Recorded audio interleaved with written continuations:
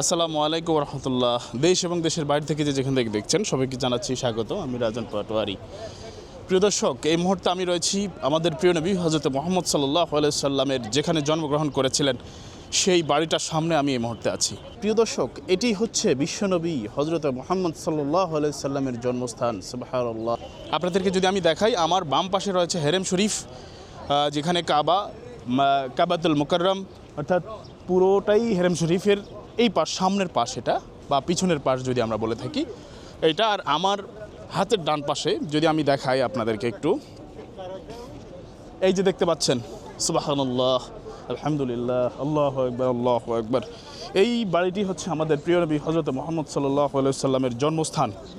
এই বাড়িটির মধ্যে এখন আর ঢুকতে দিচ্ছে না এবং সম্পূর্ণভাবে নিষিদ্ধ, চারিপাশ বন্ধ করা।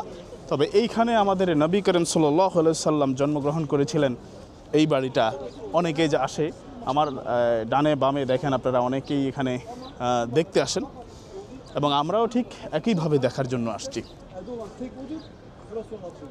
তো আমাদের প্রিয় নবী হযরত মুহাম্মদ সাল্লাল্লাহু আলাইহি সাল্লাম যখন জন্মগ্রহণ করেছিলেন, 12ই রবিউল আউয়াল যেই দিন জন্মগ্রহণ করেছিলেন, ঠিক মা আমেনার গর্ভে এই বাড়িতেই, এই বাড়িটার মধ্যেই, তখন তো আর এইভাবে পাথর ছিল, পাথর দিয়ে তৈরি করা। ওই পাশে পাহাড় রয়েছে, এই যে দেখেন ওই পাশে পাহাড় রয়েছে। এই পাহাড়ের একবারে পাশেই আমাদের প্রিয় নবী হযরত মুহাম্মদ সাল্লাল্লাহু আলাইহি সাল্লাম জন্মগ্রহণ করেছিলেন। সুবহানাল্লাহ, সুবহানাল্লাহ।